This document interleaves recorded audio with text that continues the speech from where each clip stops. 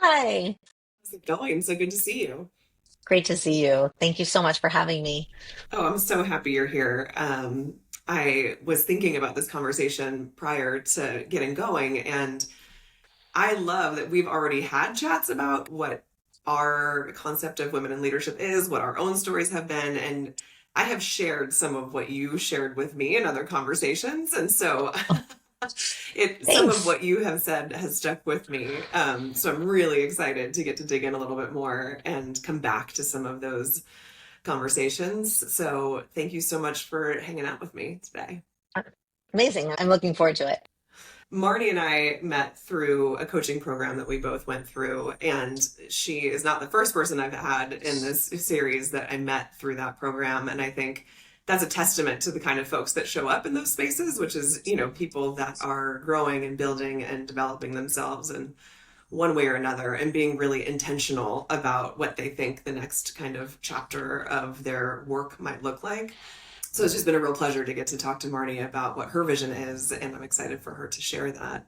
But Thank you. before we get to her, I would love, you have a really incredible story. The very first time I chatted with you, you told me about a kind of listening tour that you had gone out on because of your grandfather and who he was and what his legacy is. So, can we start there and give a little bit of color about that story? Absolutely. It's literally my favorite topic to talk about, Oh, which would good. I'm so be my glad. grandfather. In fact, all of my grandparents, their stories are incredible. But I have one grandfather who I literally decided I was going to write a book about. And I'll give you the genesis of it, which is that I was diagnosed with ADHD a few years ago. I think I was 43. Um, and at the time, I was in my own data analytics startup and I was trying to figure out, what I wanted to do next. I needed to be passionate about it. And so I took a course about really figuring out what was going to light me up because with ADHD, you always need to be lit up by something that you're doing. Otherwise, you lose interest. And when I took this course, the entire course, I think it was 6 weeks long, boiled down to 4 words that were supposed to tell you what you were going to do next. And those 4 words for me were women, leadership, chutzpah, like guts, I guess, um, and legacy. And that was supposed to tell me what I was going to do next. And I could not figure out how those 4 words went together. And I sort of had a eureka moment and I went, my grandfather, right? That is actually what ties all of that together. You might say, look, why is a man tying together women, leadership, legacy? So I decided that actually my next move was going to be to write a book about my grandfather and how he inspired thousands of women to become entrepreneurs while he was the president of Tupperware for 25 years. And if you listen to him, which I had the great fortune to do all the way until I was 40 years old because he was alive all of that time, It's um, amazing. really, it was incredible. He had an unprecedented amount of faith, belief, and confidence in women Mm. and had spent his entire career really investing in that belief. Because if you look at the success of what Tupperware was, it was not a success because of a product. It was success because of the women that were brought inside and developed to really become and live up to and exceed their fullest potential. And right. And the company deeply believed that. My grandfather deeply believed that. And so for about a year, in order to work on this book, which I'm still working on, I went around and I conducted a listening tour of everybody I could find that worked with my grandfather during his time in the company, whether that was before he was president, during, and in fact, many people I spoke to after he left who were still, very influenced by him and his leadership style. Because one of the things about him is that he started this way before just believing in people and building people.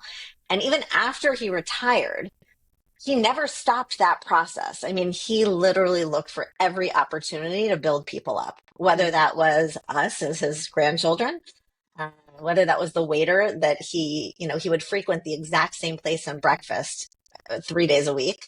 And he became close to the waiter. And you would see him working to prop up the waiter's belief in himself.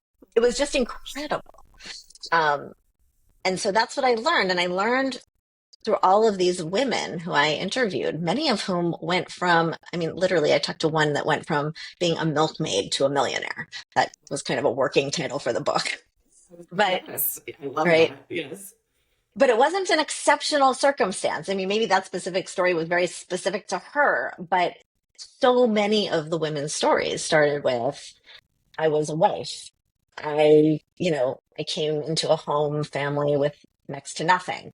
I assumed I would just be a teacher. Not that there's anything just about being a teacher, but they never had a concept of themselves as business women, of people who could build business, of people who could go out there, drum up business, hit the pavement. And I think one of the most fascinating things to learn about the structure of Tupperware at the time is that you would start as like a salesperson and you'd become a manager. And then you eventually, when you were successful enough and when corporate would identify you as having potential to have a distributorship, it was a fascinating thing. They required your husband to leave his job and join you in business in order for you to get a distributorship. And their thought process was two things. And the first is that the woman was successful at sales. She was the one who had built her business day after day, step after step, party after party, right? And that's what made her successful. And they realized that if you got a distributorship, a whole lot has to happen behind the scenes, which is not something that that person would have time to do if they were out there building the distributorship. And so that was one piece of it, was they knew that they would need a back office support person.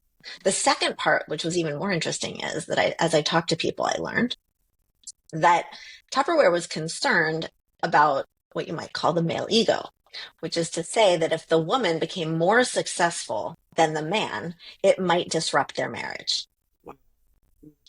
And they didn't want to be breaking up families. They were a very, very family-oriented company, to the point where many of the people I spoke with were the children of the couples that had been the distributors who ended up taking on the distributorships themselves.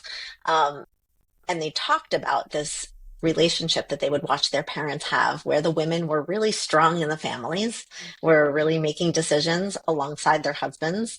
And when I talked to some of the older couples, you could actually see that relationship. You could see the respect that they had for each other as partners and as husbands and wives at the same time. So that became, a year of my life. And one of the greatest honors of my life will ever be is having these conversations and learning from these incredibly inspiring people as a factor of being able to learn about my grandfather.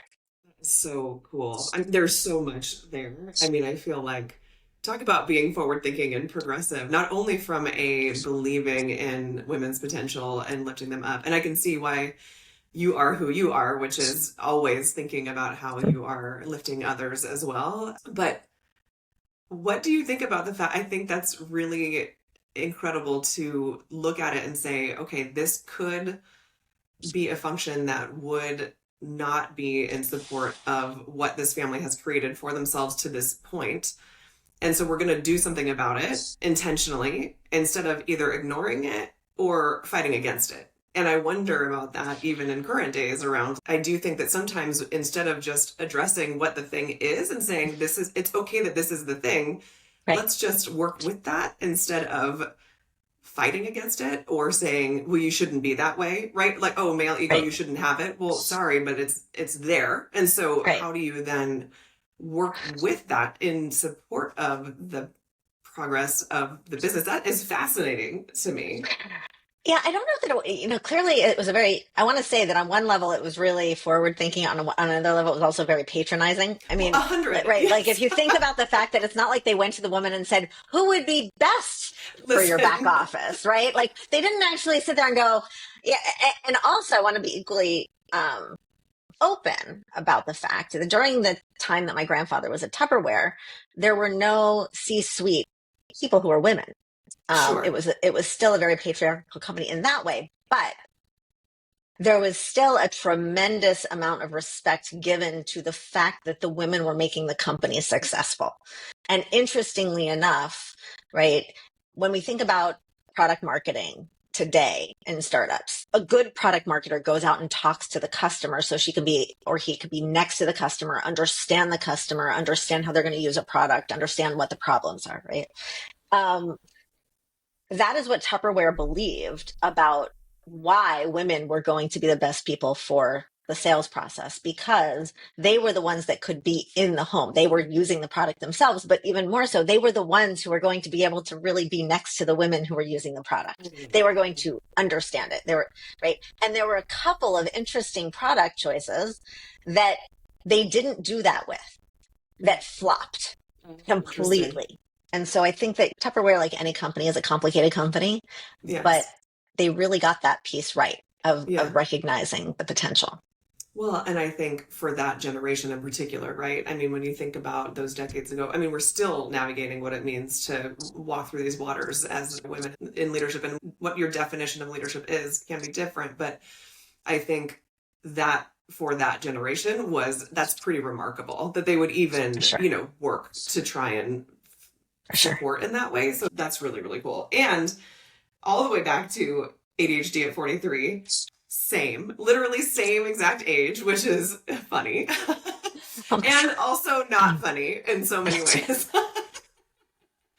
Not so funny Like in like mush. it is, but it's also, I don't know if this is true for you, but it also gave me this like, oh, well, that's why A, B, and C. Or like, oh, Yes. I'm not totally like crazy, or I'm not, there's so many things about the way it manifests for me, even around like visualization. If I can't see it, it doesn't exist, essentially. Yes. Like, I can't tell you how many times I've bought multiples of something because I just My didn't whole know it was house. there. I want to tell you, I can tell you a very embarrassing thing that I have now multiple on my desk that I have to return because of Amazon Prime Day. Like, or my refrigerator. Like, it's a mess because I'm at a store, right? If it's not in front of you, you don't know about it. Forget it. It's not there. Yes. People don't understand. All my clothes are like, they cannot be in a drawer. I don't know where that black shirt went. What is that? Where is my brush? If it's in a drawer, it literally doesn't exist. It's so funny, so True. painful. The struggle is real. And there's also some beautiful components of brains working in this way. So once you tap Absolutely. into it and know how to Yes. support yourself, I think that's kind of one of the Yeah. keys, is knowing And it's a that work in progress. I oh, mean, it's 100%. just when I think that like, oh, I've got a system, like the ADHD brain doesn't like systems. And so you So, built one and then it starts fighting against it as hard as physically possible. Like, you know, it works. You yeah, know that if you do something, if you write down every single thing you're supposed to do, you'll probably remember every single thing you're supposed to do. And you get really into it for like yeah, yeah, a day. yeah. I can't tell you how many project management tools I have created for myself. Like, I've That's done not them even fair. all. If you need an expert on Asana or Notion or Evernote, I've got them all. Like, I know how to use them all. So There's one called Norman. Go check that one out. It was supposed to solve all the ADHD problems you I have. can't even go there. No. And there's one I have. I did Akima. Akiflow. That's the latest. That's my Oh no. latest. I'm not kidding. I can't make this up. I am in the process right now of moving everything from one tool to another. I totally get it. And it's going to be a work of art when you do it, right? Oh, You're going to be forget it. like, It's going to be perfect. It's going to be perfect. perfect. Yeah, until I don't want to use that one anymore. It's almost like I don't know how to say this. It's like almost like a blindness at some point. It's like even if I'm Mm-hmm. seeing it, it's very strange. So, Yeah. but to know that that's also okay and being Mm-hmm. more accepting of it is, Yeah. I think, part of that process. So we could talk about Mm-hmm. that forever, I'm sure. Absolutely. I'm now seeing why we have such a tether that's connecting us when you said women, leadership, Yeah. chutzpah, and legacy. I mean, everything that I think about now is around women leadership and legacy. I did not have chutzpah in there, but I will find some I did. ways. I did. It's a good word. It also defines things that don't really have words. Like, it's not really just bravery. It's not really just gumption or guts. It's like all of it. But then there's a flavor to it that I think either people respect it or they hate it. I don't know which one, but Yeah. it's one of those things. And I think there's a great quote that said, well-behaved women never get ahead, something Yeah. like that. I know. So, It's an interesting one. So yeah, I'll be thinking about that one. mhm.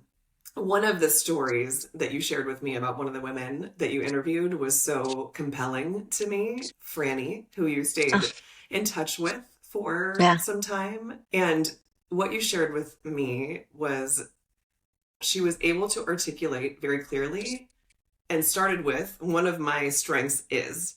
Hmm. And that struck you, I think, in some ways as well, because I think we don't, it's not something that women naturally are No. adept at, being able to identify and articulate what our natural strengths are. So give us a little bit about Franny.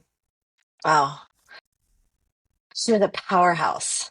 Um, I met her as a part of my research. You know, one person led me to another person, and then somebody said, "Well, you've clearly talked to Franny, right?" I was like, "No, I don't know who Franny is." And she set up the call, which I will always be grateful for because there are certain people you're just supposed to meet in your life, and you're supposed to meet them at the right time in your life. Yeah. And there was a day I had just really flunked at something, Mm. and I mean, I'd really flunked, and I was really down. And somehow or another, that was around the day that I was supposed to interview Franny for the first Mm. time. And Franny was in her 90s,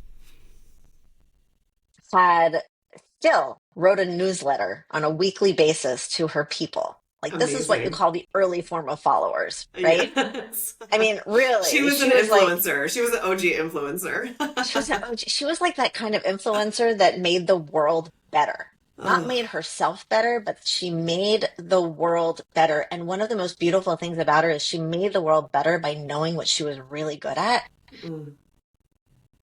And because of that, she was able to serve so many people. Hmm. And she did it with grace. She did it with humility, but she also did it with a tremendous amount of confidence and belief in herself to know that, you know, nobody would have come across Franny and said that she was demure or falsely modest. Mm. That was not her. She was also not grandstanding, right? Yeah. She had this ability. I'll just never forget this interview because she must have said one of my strengths is about 5 times, right? Hmm. One of my strengths is being able to see things in other people. Mm. One of my strengths is being able to speak well so that people understand and get me. Mm. One of my strengths, and she peppered our conversation. I think our first conversation lasted for like 2 hours. It was scheduled for probably 45 minutes. And I just didn't want to stop listening to it. I wanted to drink her up, Yeah. right? I wanted to like imbibe her and keep her as a part of me Yeah. because you rarely meet women that are so self-assured that by being who they were, you wanted to spend more time with them. Totally. Do you know those people when you come across them? I feel like Yeah. it's almost like immediate Yeah. that when you're in someone's presence that has that kind of self-knowing and Yes. that foundation. And it Hmm. isn't in a way that is Right. braggadocious, but it is in a way that I Right. am going to own this and own who I Hmm. am. It's very Yeah. compelling to be around women like that. It's compelling and it lets you be you, right? Totally. Like Yes. when somebody is there, and one of the things she fundamentally believed is that by being her, it enabled other people to live up to who they were supposed to be. That was Mm. her raison d'etre of life, right? Wow. And what Yeah. was interesting about Franny is, so Franny, just a very quick backstory.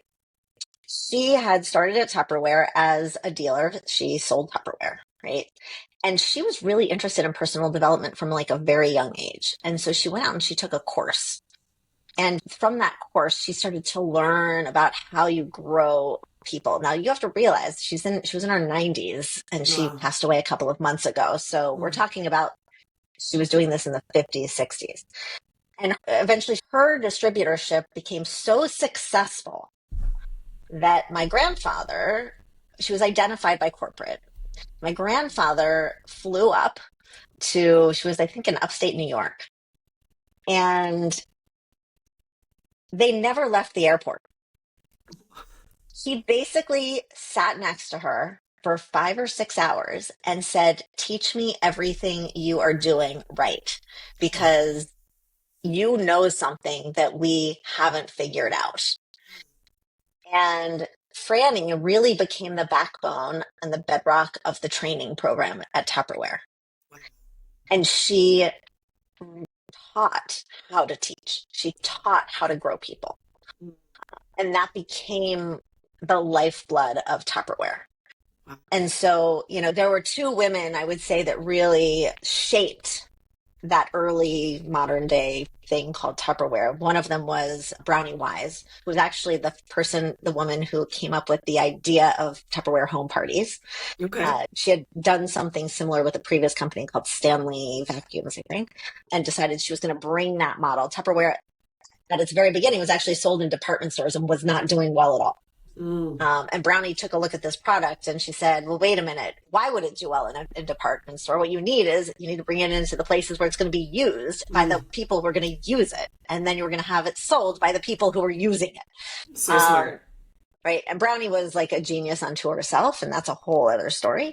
And then Franny came along, I don't know how many years later, but really started to grow that personal development piece of sales, of how you grow somebody into an amazing sales leader. That's incredible. And, she just had this remarkable way. I mean, I get periodic emails from her after that, just saying, "I believe in you.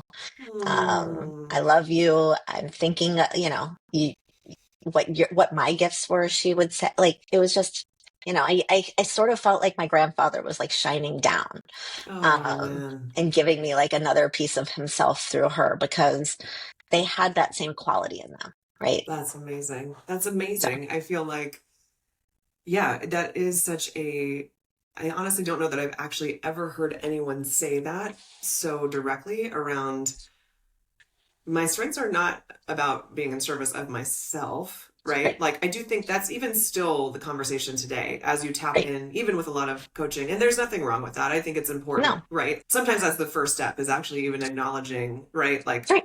where you find your strength or where you find your joy and how that all combines. But to think about it from a perspective of, by owning this, I help others. I Right. honestly don't think I've never heard it said in that way. And that's really incredible. I think it's the most beautiful thing that, in a sense, we can do. Some people might say that it doesn't take ownership enough of it, which I think is maybe a different way of looking at it. But for me, I've always, always, always loved being with other people and doing things for other people. And I think that I had a very low self-esteem, and I didn't actually believe so much in what I did for a long time. Um, and when I look at that, and when I was able to really flip the script because of Franny, quite frankly, and I was able to understand that, I've been helping people my whole life, right? I learned to be a coach, not because I wanted to become a coach for a coaching practice. I learned it because I was building companies and I wanted to be able to build people in my companies. I took that page from my grandfather. And when she framed it that way, I said, that's something I believe, right? Yeah. I do believe, and I believe that, I don't know, some might say it's a religious belief. I don't know. I believe that we have gifts that we've been given, Yeah. and those gifts are meant to serve the world, right? 100%. And I think it also allows you then you're not holding onto it as tightly, I think, then, right? There's kind Right. of this, I think, sometimes desire to like define yourself. Can't tell me how many tests I've taken over the years to try and, get some kind of ENTP, insight into totally. like, who All of am them. I? Right. And they serve a purpose, not to disparage those at all.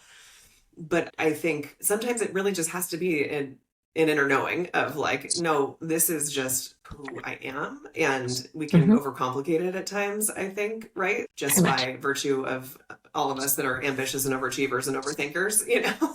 Yeah, To just totally. like pare it down to here's what I'm great at, and Yeah. here's how it's in service of others. That's beautiful.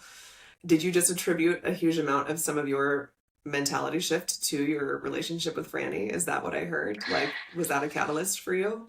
I think it was partly. I think it forced me to own up to what I was good at in many Mm. ways, Mm-hmm. right? I couldn't hide behind the idea that I could, I don't love using the word imposter syndrome because I think that it's kind of overused. But, you know, a friend of mine was great. At one point, I was negotiating something, and she said, Marni, you need to go and negotiate as if you're a 25-year-old white guy. Oh And I mean, I don't like using those euphemisms to be honest, because I'm sure there are a lot of 25-year-old white guys who are that are not wonderful. particularly confident and are wonderful. Yes. But I do think that for better or for worse, I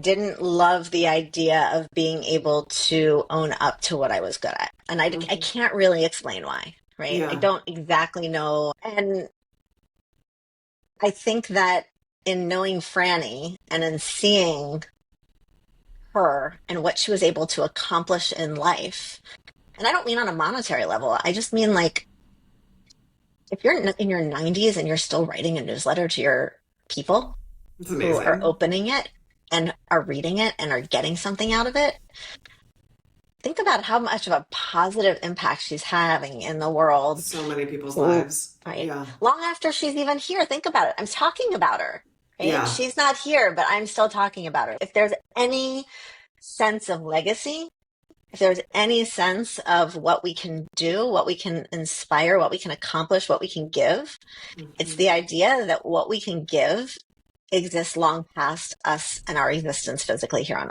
Earth. Yes, I think there's so much. I was listening to, it might have been Seth Godin episode or something, but talking about the big I impact versus the little I impact. And so many of Mm-hmm. us can be blinded by chasing after what feels like the big I, which is some massive, like fame or having impact in Mm-hmm. this, I've created this product and I've changed the world. And he's like, the quieter, the smaller I is in these moments of being seen, feeling like you're known, and the people that come into your life that do that might not even be aware that they're doing it. Right. She, I'm sure, was not thinking, I'm going to impact Marni's life forever. She inherently, just by who she was and how she Right. showed up and wanting to be developing others in Mm-hmm. her own authentic, natural way, Right. that's a different kind of impact, to your point, that lasts forever. And Right. that's, I mean, what else could you desire, I imagine, in life than that?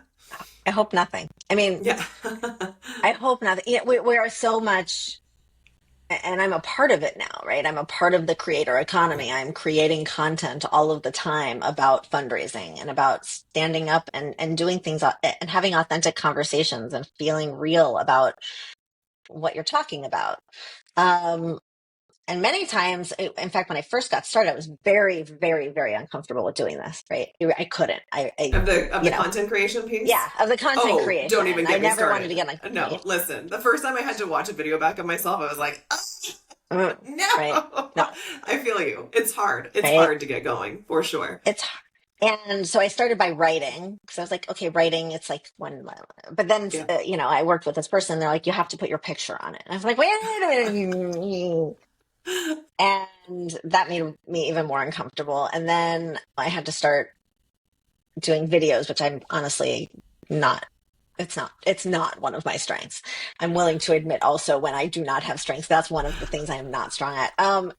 But you know, I think that what I got from Franny, as well as a lot of other people, is this whole idea that the world has changed and our concept of influence has changed.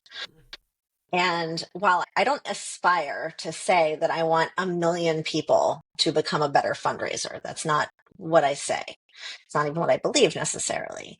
But what I do believe is that we are now in a time and place where influence, our ability to take our gifts and share them such that other people can learn from them, gain from them, and then get better at them themselves. There's been no better time to do that than now.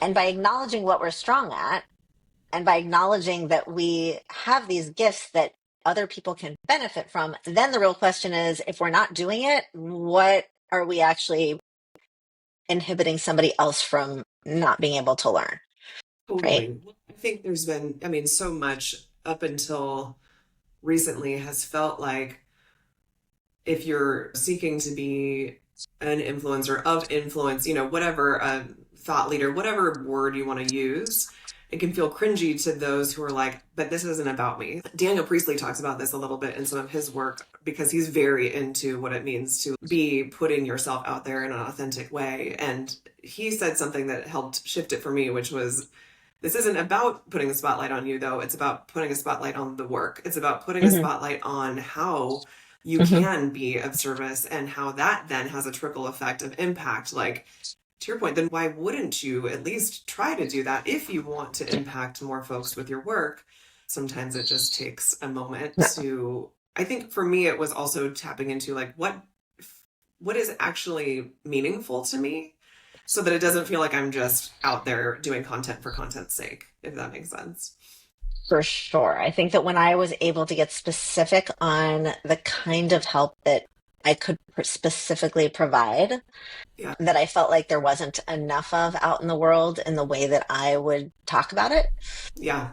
that's when I got more comfortable with the idea of doing it. I'm still not comfortable on camera doing it. I would much rather get on a stage and talk to an Oh, audience funny. because I would feel feedback, right? Yeah. I would get a sense of whether or not it's being responded to. I like to interact with audiences a lot more because then I feel like I'm pulling something from them, right? Totally. Yeah. When I have when I'm holding a phone or when I've got a phone on a Oh, yeah. pedestal No, or that whatever, one, I'm like, forget about that. Oh, no way. right? Oh, no, no, no. I No, have not gone down that route right? yet. Yeah, it's not a good route. It's for me. I do it because I know that I sort of need to put that kind of content out there. But I started working after our coaching program, and I finally figured out the focus of what I wanted to work on next. Mhm. I ended up finding one of those 3-day free courses online about building your personal brand, Mm. and ended up taking it from a woman named Jen Gottlieb. And she was this very perfect looking person. Mm. It's the best way of putting. I mean, she's beautiful and she speaks perfectly. And it turns out she was a former actress, so she knows how to do it really well. And I still didn't feel like I knew enough how to do it. I'm a perfectionist. I was like, I need to know. Like somebody has to teach me, right? Yeah. And so I'm the person that kind of like you're going to go find 1 million platforms until you find the right one, and then you're going to make it perfect. So I was the person who was going out and finding the perfect personal branding person who I could go and learn from, and then I was going to sit Yeah. next to them and have them teach me what I had to do, and that's what I did. I found her, and I liked her stuff more or Yeah. less, and I ended up going and sitting literally next to her. Really? And oh yeah, I went down to Fort Lauderdale. I Oh my spent a day gosh. with her and her Wow. husband, and because I kept saying to them like, I don't know how to do this. I don't just tell me what I have to do, and I'll go do it. Tell me Give me the exactly, homework. I'm really right? good at homework. Right. Yes. I'm good I'm, with I'm A plus homework, student. I got this. Yeah. right? And she said she gave me homework, and her homework was you have to pick a platform and post on it every single day for 90 days. Whoa. That's She a said, pick commitment. whatever one you want, but you have to. And I was like, I don't have that much to say. She said, you'll figure it out. And I learned AI enough to really start to churn Yeah. out content that I felt like was really useful because I wasn't Yeah. going to churn out junk. Yeah. But she has this saying, and that was really something that I internalized. And the acronym is HOPE. Help one person every day, Oh. Oh, wow. right? Yeah. Like create hope, help one person every day. Mm, I love Um, that. and I think about it. And Jen, if you ever watch this, thank you. Because it framed it, and it was actually framed it in what I think I did before. But Mm, now I get to understand that, even the things I do that I'm cringing from, Mm. that's the goal. The goal is not the content. The goal is not to get it out there. The Yeah. goal is the one person at the end that gets to see it, read it, and feel like they are understood, feel like they can take something that I'm saying and apply it and maybe Yeah. do something a little bit better than they did it yesterday. And that's how I try to approach all of the things that I feel like are super cringy. Yeah. Super cringy. But Yes. No, but you're right. I mean, I had someone share with me very recently, like, hey, I'm so like, thank you for what you've been sharing because I've been walking through some stuff. And I was like, first of all, I would have had no idea that this person was even reading what I was putting out there, watching what I was putting out there. And so you don't, and that's the other part I think is so many of us can be driven by engagement or likes or click, right? There's so much about the algorithm and the yes, people and the whatever. And I feel like put all that away because you don't know. You literally don't know who's reading or watching or consuming. And so you could be influencing or impacting or supporting or helping someone without even knowing it. And that is always helpful for me to think about it in that way. I could have never said it that articulately, but I think that is a really important point when people are thinking about content.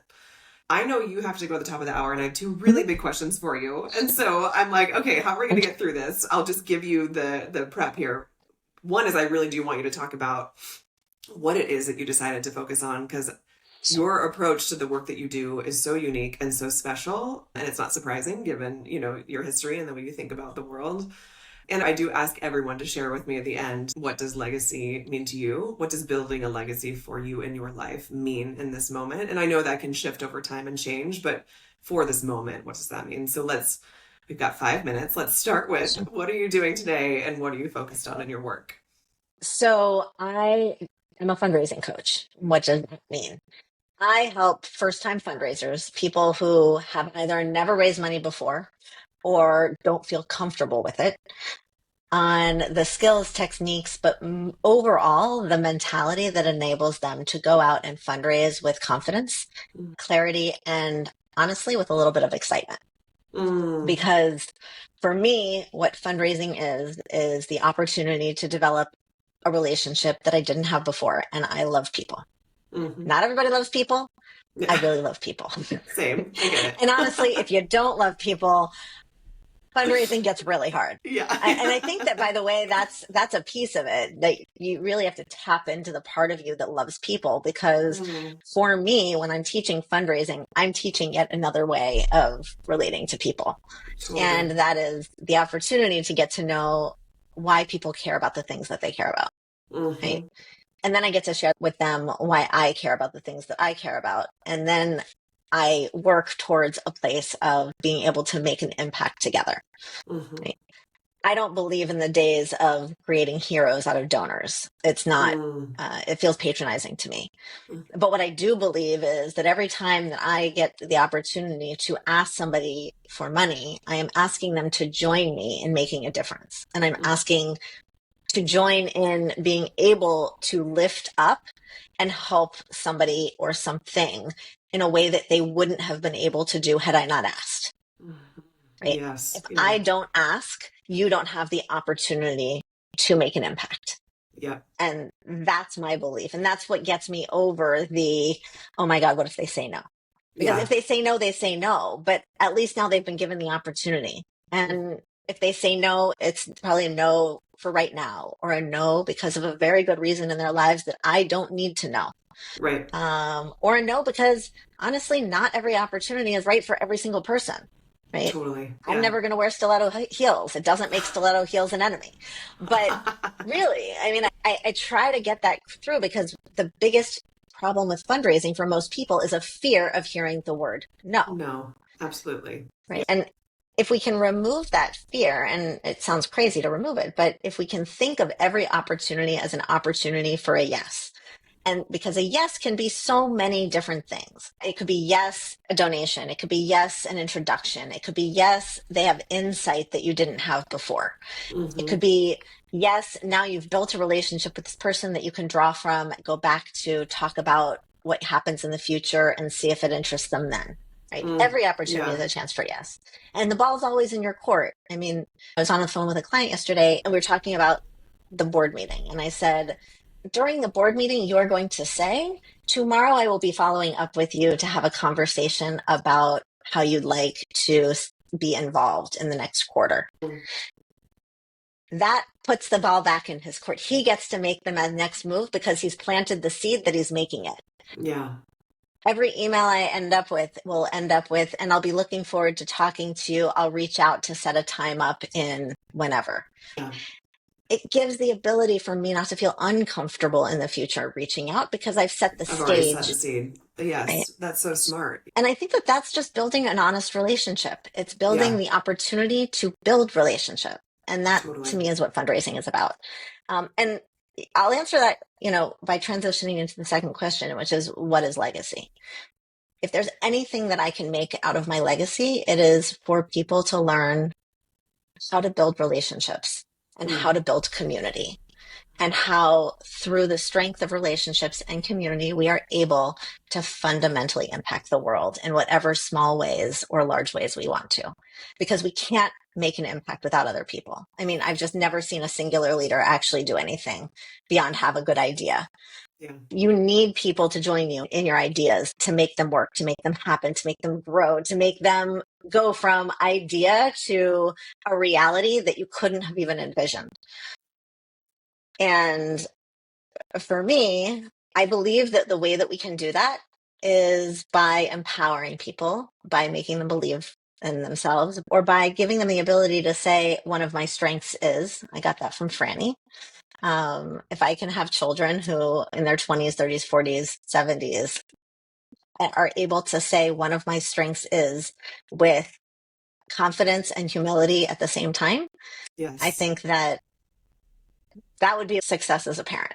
Yeah. I continue to think that that is the biggest gift that we could ever give our kids, is that awareness of self in a way that is not about self, but it is about how you walk in the world and what the impact is that you're going to have and how you interact with people, being curious about people, because I think we're in danger of losing some of that if we're not intentional about it, right? With the advent of all of the things that are coming our way. And so, yes, I love the way you think about things. I love you have such a beautiful, nuanced way of thinking about things, and it comes in every conversation we've ever had, and your ability to parse things out in a way that's very intentional.